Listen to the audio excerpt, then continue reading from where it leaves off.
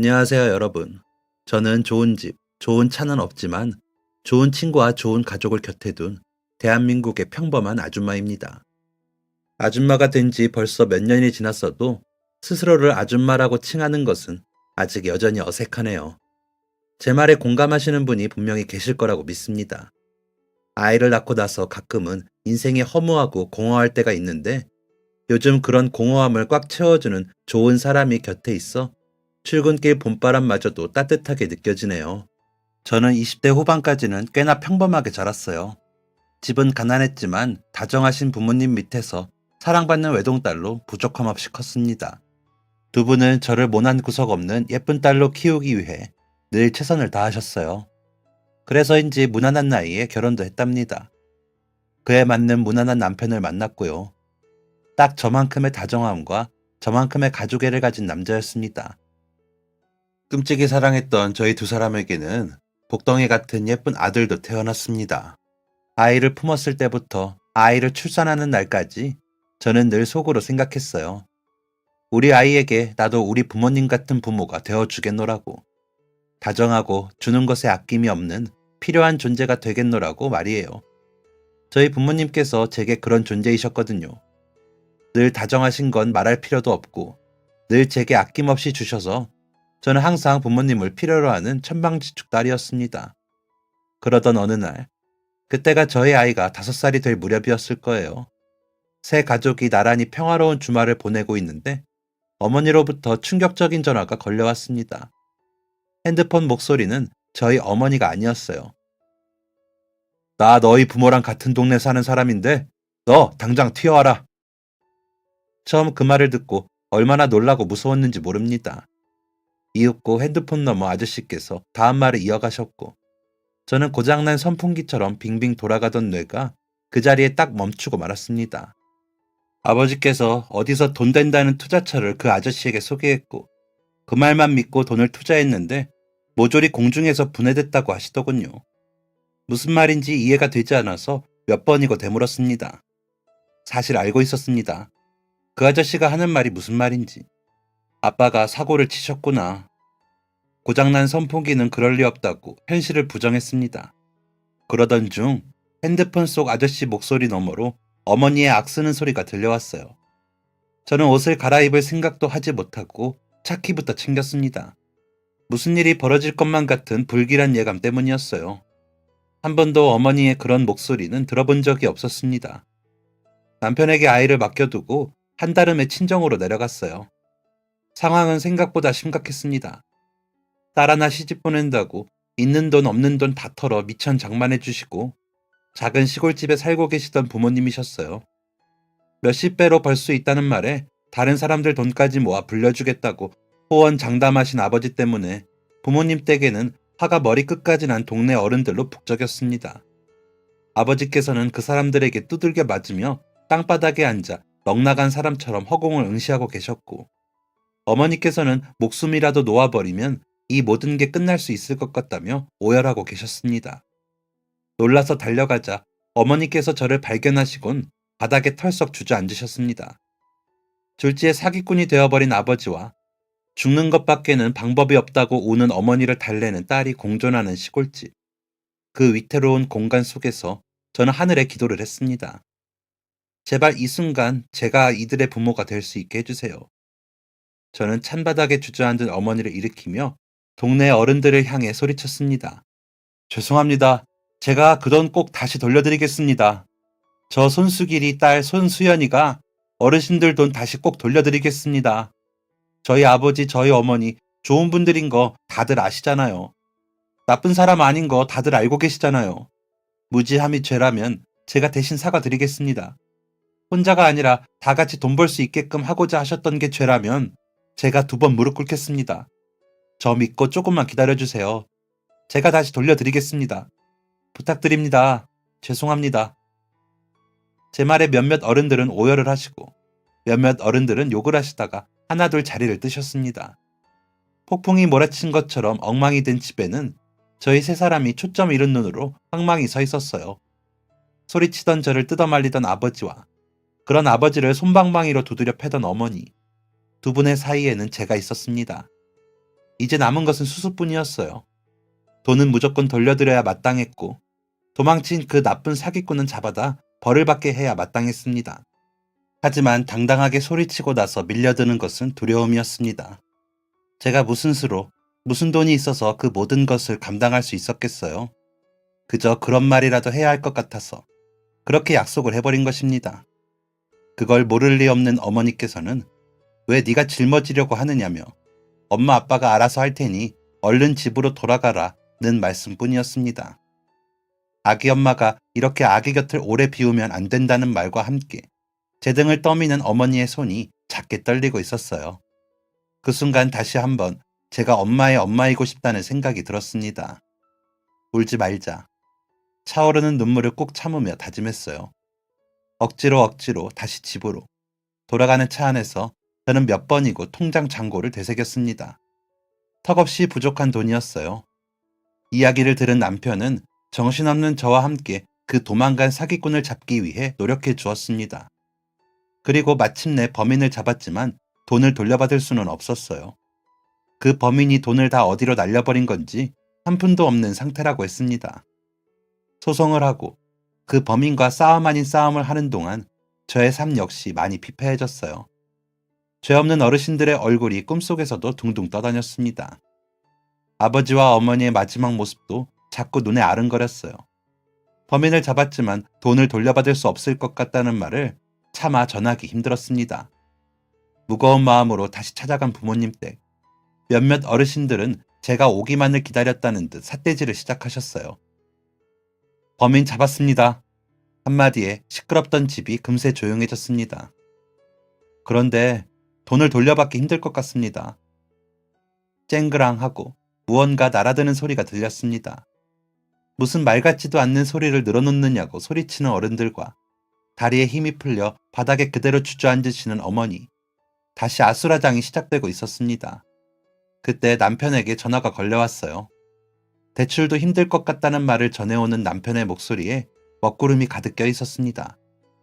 신혼집 사느라 받았던 대출이 아직 많이 남아있었기 때문이었어요. 저는 눈을 질끈 감고 자리에서 일어났습니다. 어디를 가느냐고 악을 쓰는 소리가 들려왔지만 무시하고 다시 차에 시동을 걸었습니다. 차창 너머로 사람들 앞에 무릎을 꿇은 아버지의 모습이 어렴풋이 보였어요. 눈물이 앞을 가렸습니다. 운전을 하는 내내 제 눈에도 와이퍼가 달려있으면 좋겠다는 생각을 하고 또 했습니다. 그런 부질없는 생각을 반복해서 해서라도 눈물을 멈추고 싶었어요. 그러다가는 또 이 모든 게 꿈이었으면 좋겠다는 생각도 했습니다. 어머니께 계속해서 전화가 걸려왔지만 받지 않았습니다. 신경 쓰지 마라. 괜히 박서방 고생시키지 말고 엄마 아빠가 알아서 할게 하는 소리만 늘어놓으실 것이 뻔했습니다. 원래 신경이라는 게 쓰지 않는다고 안 쓸 수 있는 건지 잘 모르겠지만 저는 잘 되지 않더라고요. 그래서 집에 도착하자마자 핸드폰 속 전화번호부를 열었습니다. 대출이 안 된다면 사람들한테라도 꿔서 부모님 앞에 펼쳐진 상황을 막아주고 싶었습니다. 뭐 하느라 모아둔 돈도 없어서 부모님을 돕지도 못하고 있는 건지 제 자신이 한심했어요. 어머니 아버지께 죄송스럽기까지 했습니다. 게다가 그 죄송스러움 역시 좋을 것 없는 죄책감이라는 것까지도 잘 알고 있었습니다. 몇 명 없는 연락처 목록을 쭉 내려다보다 멈춰선 곳은 20년 지기 소꿉친구 지원이의 번호 앞이었어요. 사는 거 힘들다고 장가도 안 가고 몸 쓰는 일 하며 악착같이 사는 친구.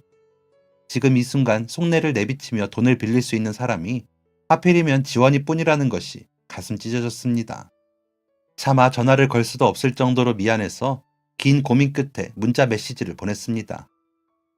지원아, 진짜 미안한데 나 돈 좀 꺼줄 수 있을까? 부모님 일인데 대출도 안 되고 너무 급해서 염치불구하고 너한테 부탁해. 미안하다. 괜찮으면 연락 주고 괜찮지 않으면 없던 일로 해줘. 미안해. 문자를 썼다 지우기를 여러 번 고르고 고른 말들로 문자를 보내고 긴장된 상태로 앉아있는데 그 친구에게 바로 전화가 걸려왔습니다. 김지원이라고 뜬 세 글자에 심장이 쿵쾅거렸습니다. 전화가 연결되고 핸드폰 너머 친구의 밝은 목소리에 마른 침이 넘어갔습니다. 밝은 목소리가 들려올 것이라고는 예상하지 못했기에 괜히 더 떨려왔습니다. 덜덜 떨리는 목소리를 감추지 못하고 첫 마디를 꺼냈어요. 지원아, 문자 받고 많이 놀랐지. 너한테 이런 말하는 게 너무 미안하고 염치가 없다. 그런데 친구의 반응이 영 이상했습니다. 응? 너 지금 무슨 소리 하는 거야? 다음 주 동준의 둘째 돌잔치 갈 거냐니까? 돌잔치? 너 내 문자 보고 전화한 거 아니었어? 문자? 무슨 문자? 문자는 내가 보냈잖아. 오늘 낮에. 지원이는 전혀 무슨 이야기인지 못 알아듣겠다는 듯 다른 이야기를 해댔습니다. 그러다 지원이의 말에 화들짝 놀라서 핸드폰을 다시 살펴보았어요. 문자 메시지함에 찍힌 2개의 김지원이라는 글자. 그제야 그날 낮에 지원이의 문자 메시지를 보고 동준의 돌잔치를 못 갈 것 같다는 답장을 어떻게 해야 할지 몰라 미뤄둔 것이 생각났습니다. 그러고 보니 방금 보낸 문자 위에 친구가 보냈던 내용이 남아 있었어야 했는데 마치 처음 대화를 나누는 사람처럼 아무 내용이 남아있지 않았던 것이 떠올랐습니다. 그건 그렇다고 치고 그럼 내가 방금 문자를 보낸 김지원은 대체 누구지? 이미 보내버린 문자를 다시 되돌릴 수도 없고 잘못 보냈다는 말을 최대한 서둘러 전송하는 수밖에 없었습니다. 서둘러 지원이와의 전화를 끊고 잘못 온 메시지에 당황하고 있을 번호 주인에게 문자를 다시 보냈습니다. 죄송합니다. 잘못 보냈습니다. 그리고 칼 같은 속도로 답장을 받았어요. 정수연 주임님? 저의 이름을 부르며 주임님이냐고 묻는 내용이었습니다. 그제야 그 번호의 주인이 누구인지 알게 됐습니다. 저를 주임이라고 부르는 사람들은 예전에 일하던 회사 사람들 뿐이고 그 회사에 김지원이라는 직원이 있었거든요. 대략 6, 7년 전쯤 다니던 회사의 동료였습니다. 결혼하기 전에 입사를 했다가 결혼 후 아이를 낳고 나서 쫓겨나다시피 그만두게 되었으니 3년 정도 근무했던 회사였습니다. 졸지에 전 직장 동료에게 뜬금없이 반말을 하며 돈이나 빌려달라고 문자를 보낸 사람이 된 것입니다. 갑자기 어이없는 내용의 문자를 받고 얼마나 당황스러웠을까. 최대한 미안한 마음을 꾹 눌러 담아 사과 문자를 보냈어요. 친구한테 보내려던 걸 이름이 같아서 착각하고 잘못 보냈다고. 정말 미안하다고 말입니다. 그런데 그 동료에게서 의외의 답장이 도착했습니다. 주임님, 너무 연락드리고 싶었어요. 우리 한번 만나요. 한번 만나자는 지원 씨의 말에 저의 당황스러움은 배가 되었습니다. 친했던 기억도 없는데 왜 보자고 하는 건지 의아했어요. 게다가 돈도 정신도 없었던 저는 그냥 적당히 거절할 말을 골라서 답장을 해야겠다고 생각했습니다. 그런데 보낼 말을 다듬는 사이 다시 한번 문자가 왔습니다. 주임님, 지금 피하려고 고민 중이셨죠? 그냥 만나요. 꼭이요, 꼭. 솔직히 정말 어리둥절한 마음이었습니다. 너무 오랜만에 보는 거라 어색하기도 하고 사실 생각만 해도 어색하기만 한데 만나서 무슨 대화를 할 수 있을지 약간 불편한 마음이었습니다. 만나자고 한 동료가 의아했어요. 제가 여유 있는 상황이 아니라서 더 그렇게 느껴졌던 건지도 모르겠습니다. 반갑지만 마냥 반길 수 없는 현실이었어요.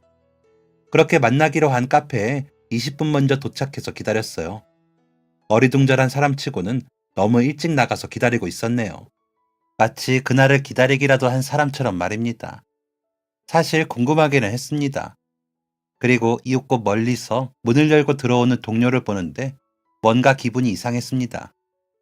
예전에도 저렇게 밝게 웃는 얼굴이었던가 싶었어요. 그냥 그 미소가 부드러웠습니다. 제 위로는 어두운 먹구름이 검은 그림자를 들이오고 있는데 그 동료의 주변에는 커다란 태양이 빛나는 조명을 켜주고 있는 듯한 느낌이었어요. 동료가 서둘러 의자에 앉으며 말했습니다. 일찍 나오셨네요, 주임님. 천천히 나오셔도 되는데. 뭐 드실래요? 주임님, 아직도 커피 못 드세요? 그 말에 저는 또 깜짝 놀랐습니다.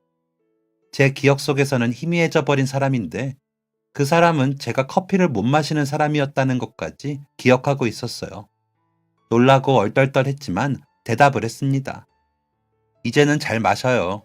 살다 보니 잠을 포기해서라도 카페인을 고집해야 하는 순간이 있더라고요. 제 말에 동료는 어색하게 웃어 보였습니다. 그냥 그렇다고만 할걸. 괜히 자세히 설명했다 싶더군요. 갑자기 더 어색해진 분위기가 저희 두 사람 사이를 가득 메웠습니다.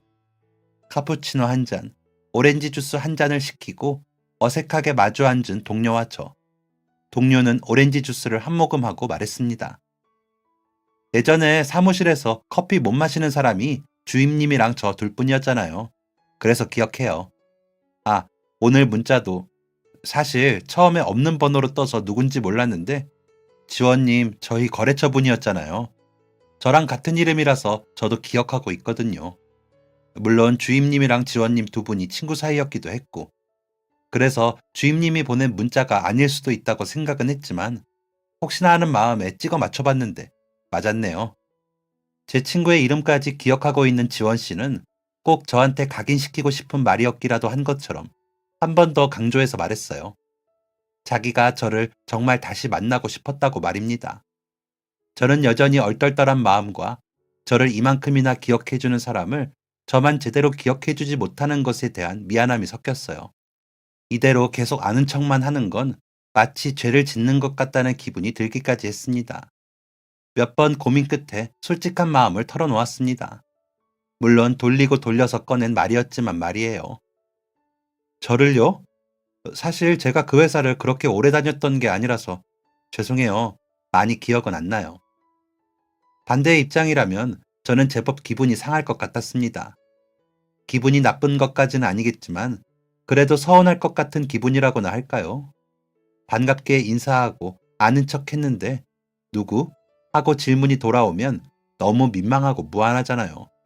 그런데 지원 씨의 입에서 나온 말은 너무나 의외였습니다.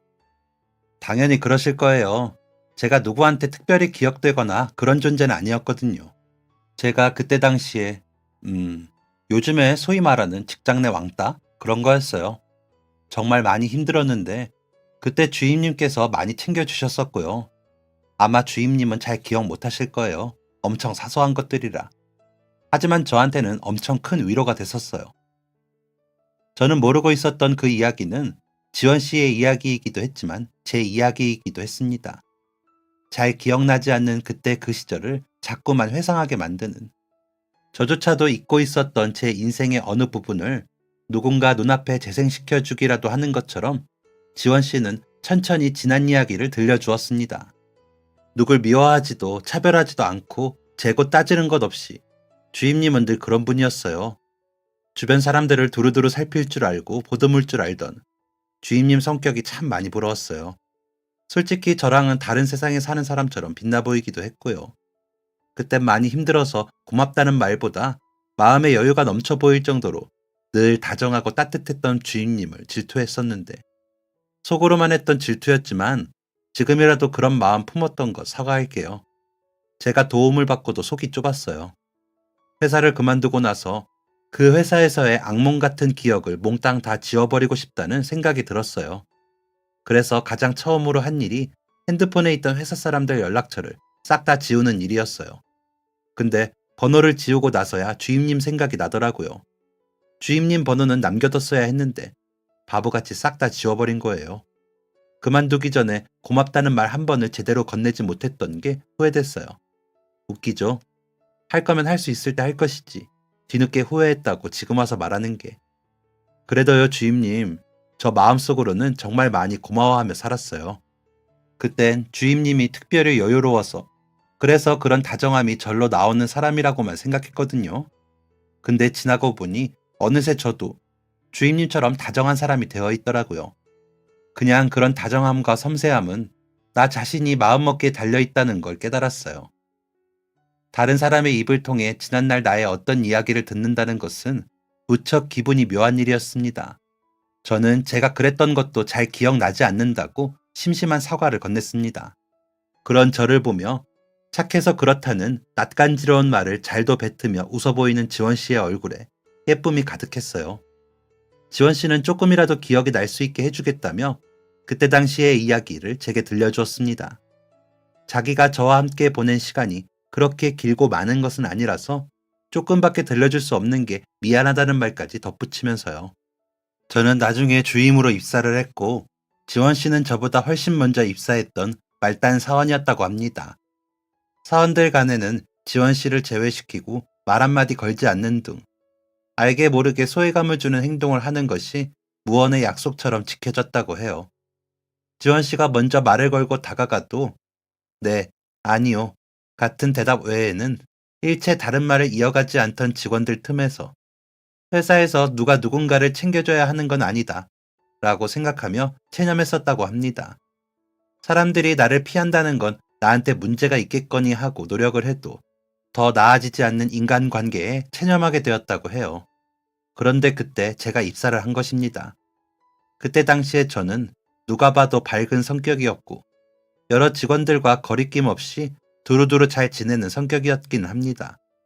그런 제 주변에는 늘 이야기꽃이 피어났고 제 공간 안에 지원 씨가 있다면 지원 씨 역시도 예외가 되지는 않았었다고 하더군요. 이야기꽃이 피어나는 사람이라고 저를 표현하며 그래서 제 옆에 가는 게 좋았었다고 하던 지원 씨. 주임님은 저를 차별하거나 제외시키지 않고 다른 직원들 대하듯이 말도 걸어주시고 제 별거 아닌 말에도 큰 소리 내서 웃어주시기도 했었어요. 다른 직원들이 힐끔거리고 자기들끼리 속닥거려도 주임님이 저한테 말 걸어주시는 거 그게 얼마나 고마웠는지. 한 번은 퇴근하고 집에 도착해서 얼굴에 화장 다 지우고 옷 갈아입는데 주임님이 전화를 하신 거예요. 김지연 씨 왜 안 오냐고.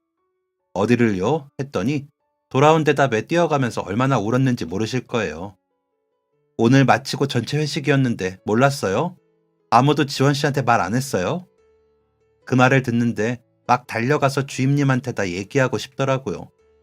주임님, 직원들이 저한테 말 한마디도 안 해요. 회의 시간도 회식도 모든 것에서 저를 제외해요. 라고요. 지원 씨는 그때를 떠올리며 그때의 감정에 빠져드는 듯 두 눈가가 촉촉하게 물들었습니다. 그 눈물이 푸른빛을 띠고 마치 지원 씨의 얼굴까지 푸르게 물드는 듯한 착각이 들었어요. 세상에서 가장 슬픈 생각을 하는 사람처럼 푸르게 물든 얼굴로 지원 씨는 이야기를 이어갔습니다. 그렇게 회식 장소 앞에 딱 도착해서 어느새 1차를 끝내고 어수선하게 자리에서 일어나는 직원들을 보고 지원 씨는 차마 안으로 들어갈 수가 없어서 발걸음을 돌렸다고 했습니다. 회식에 갔는지 안 갔는지 아무도 모르고 관심도 없다는 듯 다음날 그 누구도 먼저 이야기를 꺼내지 않더래요. 그런데 한 달 정도 뒤 제가 점심시간에 지원 씨한테 가서 말을 하더랍니다. 오늘 마치고 팀 회식해요. 이번엔 내가 지원 씨한테 제일 먼저 말합니다. 그러니까 꼭 같이 가요 우리. 그 말이 얼마나 고마웠는지 모른다며 지원 씨는 결국 눈물을 훔쳤습니다. 눈물을 훔치는 소매마저 푸른 슬픔으로 물드는 듯한 헛것이 보였어요. 지원 씨는 잽싸게 눈물을 훔쳐내고서 또 웃는 얼굴을 했습니다. 막상 회식 자리에 가서도 주임님 말고는 제게 아무도 술을 권하지 않고 말도 걸지 않았지만 기분이 너무 좋았어요. 그래도 그만두기 전에 회식 한 번은 하고 그만둘 수 있게 됐다. 이러면서요. 그 회식을 마지막으로 제가 회사를 그만뒀어요. 어떻게 보면 참 짧은 시간 동안만 함께 했기 때문에 주임님은 저를 기억 못하실 수도 있겠다 생각했어요. 이야기를 들으면서도 내가 그랬었나? 라고 생각하며 쑥스럽기만 했습니다. 몇몇 순간들이 필름처럼 기억났지만 그 순간들은 차마 베풀었다고 표현하기도 애매할 정도로 저에겐 별것 아닌 일이었어서 고맙다는 말을 듣기에 민망할 정도였어요. 왜인지 모르게 고개가 절로 숙여졌습니다. 지원 씨에게는 그토록 특별한 기억을 저라는 인간이 함께 기억해주지도 못한다는 게 한심했어요. 눈물이 날 것 같아 푹 숙인 고개 아래로 지원 씨의 손이 쑥 들어왔다 사라졌습니다. 그리고 지원 씨의 손이 닿았던 곳에는 하얀 봉투 하나가 놓여 있었습니다. 눈물을 참느라 숙이고 있던 고개를 번쩍 들게 한 것은 테이블 위로 조심스레 내미는 지원 씨의 돈봉투였어요. 깜짝 놀라 지원 씨를 바라보자 지원 씨의 입술이 파르르 떨렸습니다. 떠는 입술을 하고도 지원 씨는 아직 할 말이 더 남았다는 듯 입을 열었습니다. 진짜 죽고 싶었거든요. 내가 부모한테도 사랑받지 못하고 컸는데 사회에 나와서까지 사람들한테 사랑받지 못한다는 게 꼭 내가 하자 있는 사람 같아서 난 죽을 때까지 아무하고도 못 어울리고 미움이나 받으면서 살게 될 줄 알았어요. 근데 아니라는 걸 알게 해줬어요. 진짜 큰 걸 깨닫게 해줬어요. 나도 꼭 누군가에게 정신적으로 그런 도움을 주는 사람이 되고 싶었는데 제가 지금 가진 게 돈밖에 없네요. 부모한테 사랑은 못 받고 자랐어도 그 부모가 남긴 돈은 그런 대로 쓸 때가 있네요. 이거라도 일단 받아줘요. 그리고 정말 힘들어서 아무한테도 말 못하고 혼자서 소갈이 해야 할 때 있잖아요. 그럴 때 나 불러줘요. 나는 주임님 친구도 아니고 가족도 아니고 임금님 귀 당나귀 귀 제가 해드릴 테니까. 대나무숲 해드릴 테니까. 나 불러서 속마음 털어버리고 조금이라도 홀가분해지시라고. 지원 씨는 울음이 터진 듯 고개를 푹 숙였습니다. 민망하고 낯뜨거울 정도로 다정한 말에 코끝이 시큰해졌습니다. 이 사람에 대한 그럴듯한 기억도 잘 없는데 이 큰 돈을 덜컥 받아도 되는 사이라고 볼 수가 있나. 일종의 양심의 가책을 느꼈다고 표현해야 할까요? 하지만 우습게도 이미 제 손은 돈 봉투를 받아쥐고 있었어요. 감정보다 더 절실한 건 제 앞에 들이닥친 잔혹한 현실이었습니다. 정말 고맙다고, 꼭 갚겠다고 횡설수설하는 제게 부담 갖지 말라고 되돌려받고자 하는 마음이 조금이라도 있었다면 저에게 돈을 건네지 못했을 거라고 지원 씨는 말했어요. 그런 지원 씨에게 저는 고맙다는 말만 연거푸 하고 자리에서 일어섰습니다. 그 일이 있고 한동안은 혼자 있게 되는 시간이 찾아올 때마다 지원 씨가 했던 말들을 곱씹고 또 곱씹었어요. 누군가가 저를 그렇게 생각하고 살아주었다는 것이 많이 위로가 된다는 것을 처음으로 깨닫게 되었습니다. 그렇게 지원 씨의 도움으로 부모님이 살고 계신 마을에 찾아가 피해보신 분들에게 돈을 나누어 드릴 수 있게 되었어요. 부모님께서는 이 돈을 어디서 구했느냐고 펄쩍 뛰셨지만 끝내 말씀드리지 않았습니다. 사기꾼 범인을 처벌할 소송도 막바지를 향해 가고 저는 드디어 지원 씨에게 전화를 걸 수 있게 되었어요. 지원 씨 덕분에 해결할 수 있었다고, 이제부터 착실하게 벌어서 다시 갚겠다고, 정말 고맙다고 인사를 전했습니다. 그랬더니 지원 씨가 전화를 받고 깜짝 놀라며 이렇게 연락까지 줄 줄은 몰랐다고 하더라고요. 아직 저한테 배울 게 많은 것 같다고 또 칭찬을 하던 지원 씨는 괜찮으면 이자 대신 같이 술 한잔 하지 않겠냐고 물어왔습니다. 홀가분한 기분 탓이었을까요?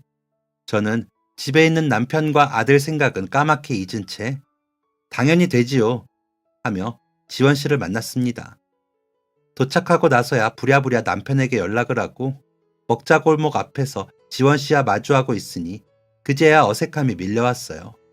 예전 같았으면 지원 씨의 기억 속 저처럼 어색함 따위 없이 신이 나서 수다꽃을 피웠을 텐데 아이를 낳고 성격이 많이 변하긴 했더라고요. 제 어색한 기운을 읽은 건지 진짜 와보고 싶었던 곳이라고 지원 씨가 신이 나서 얘기했습니다. 혹시 닭발 먹을 줄 아느냐고 묻는 지원 씨의 말에 좋아한다고 대답을 하고 보니 최근 들어 닭발을 먹은 기억이 없더군요. 젊을 때 참 좋아하던 안주였는데 사실 술을 잘 하지 못하는 저라 친구들과 술자리에 가면 소주보다 안주를 더 많이 먹곤 했었거든요. 결혼하고 자연스레 친구들을 보는 일이 줄어들고 남편은 닭발을 좋아하지 않고 하다 보니 자연스럽게 닭발과도 거리를 유지하며 살았구나 싶었습니다. 제가 닭발을 좋아한다고 했더니 지원 씨가 깜짝 놀라며 진짜냐고, 자기는 닭발이 너무 궁금한데 아직 한 번도 도전해보지 못했다고 했습니다. 기분이 신났어요. 그렇게 저희 두 사람은 국물 닭발로 유명한 집에 들어섰어요. 북적이는 사람들 틈에 마주 앉아 혀에 불이 날 정도로 매운 닭발을 먹었습니다. 와, 진짜 맵다. 괜찮아요? 저 매운 거 좋아해요. 저도 좋아해서 우리 통하는 거 있네요. 기분 좋다. 우리 나이도 동갑이잖아요. 알죠? 안 그래도 그것 때문에 말하려고 했는데 우리 말 놓으면 어때요? 까짓 거 이제 직장 동료도 아닌데 동갑끼리 말 놓고 편하게 대화해요.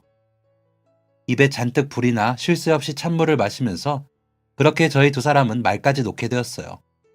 닭발이 너무 매워서 술도 얼마 마시지 못하고 2차 장소로 옮겼습니다.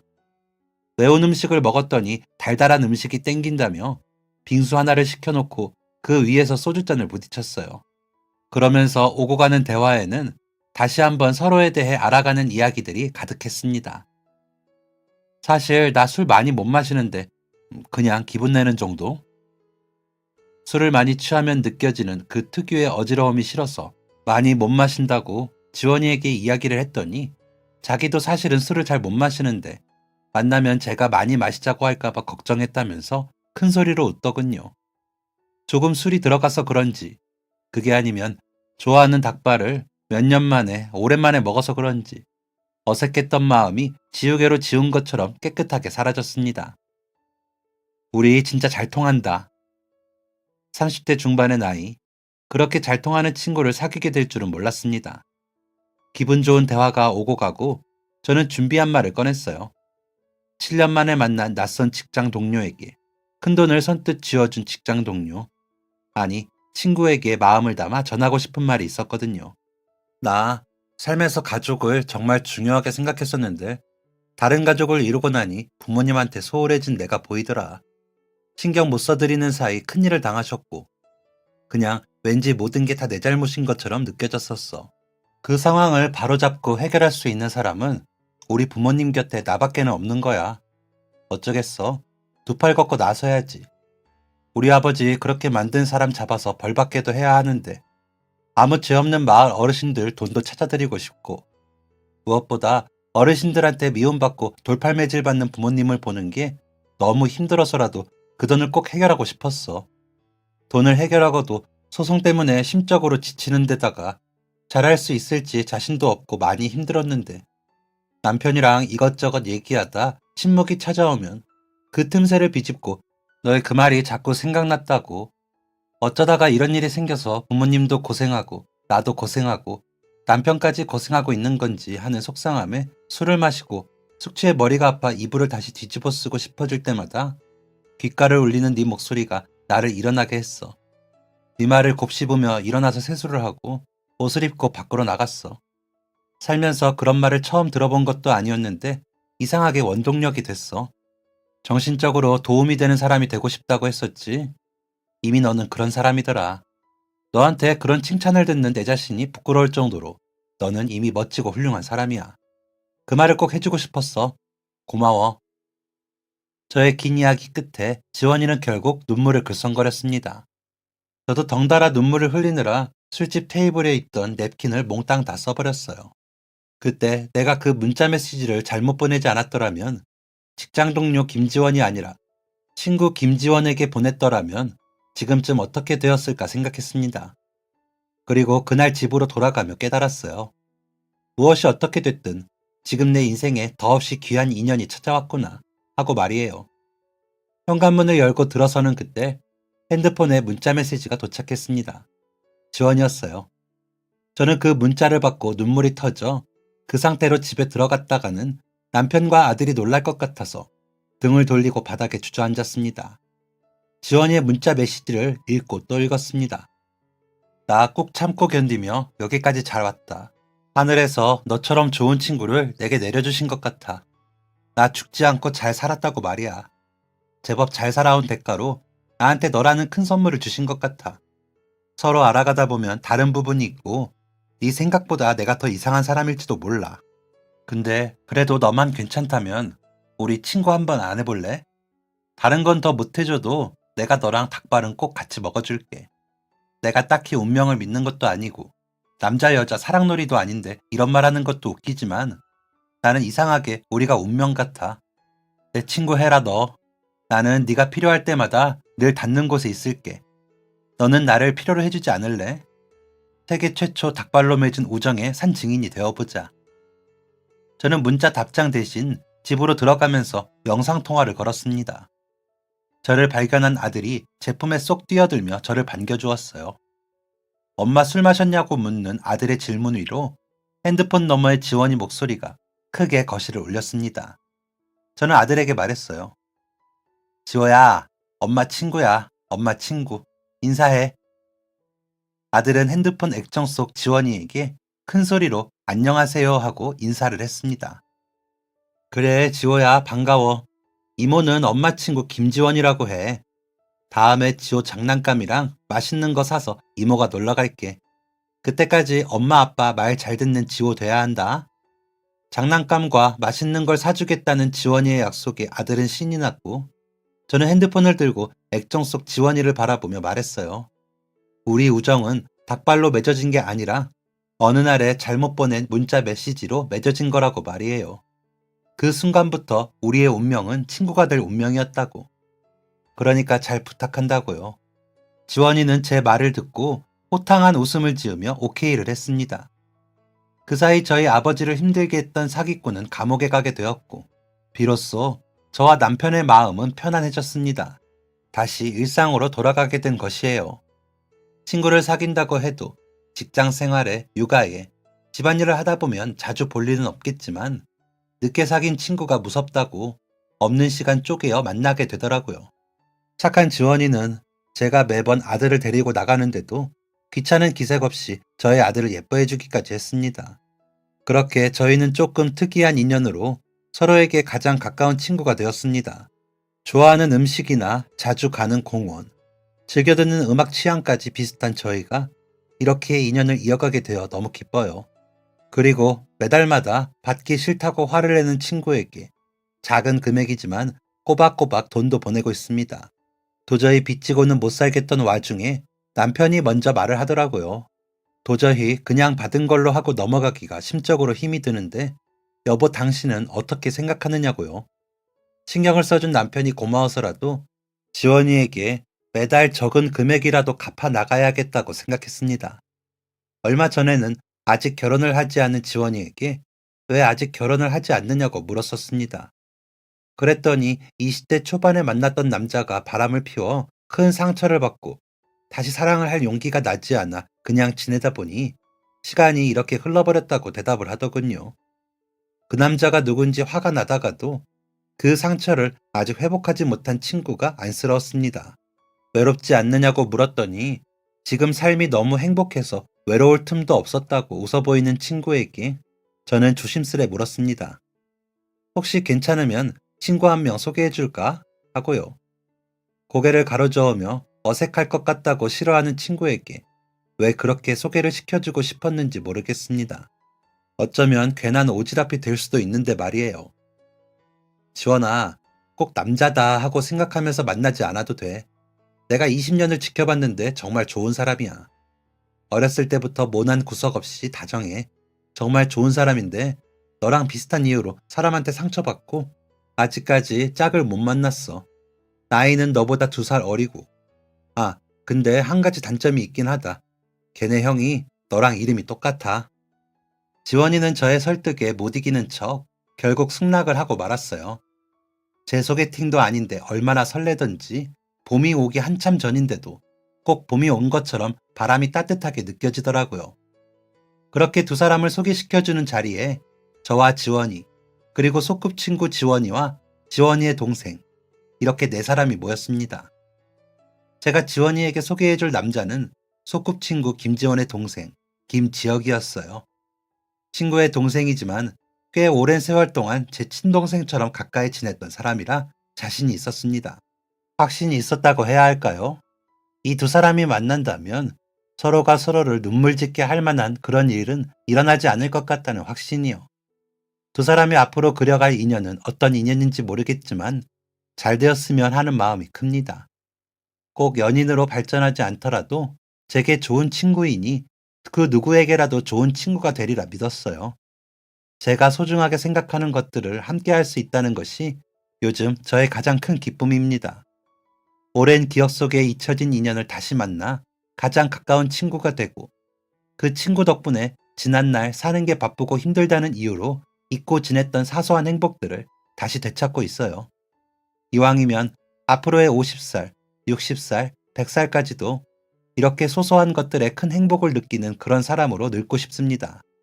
쉽지는 않겠지만 의식하고 노력하면서 작은 것에서도 예쁘고 행복한 것을 발견할 수 있는 그런 사람으로 늙고 싶어요. 저에게 지원이는 그런 존재입니다. 작지만 예쁘고 행복한 것.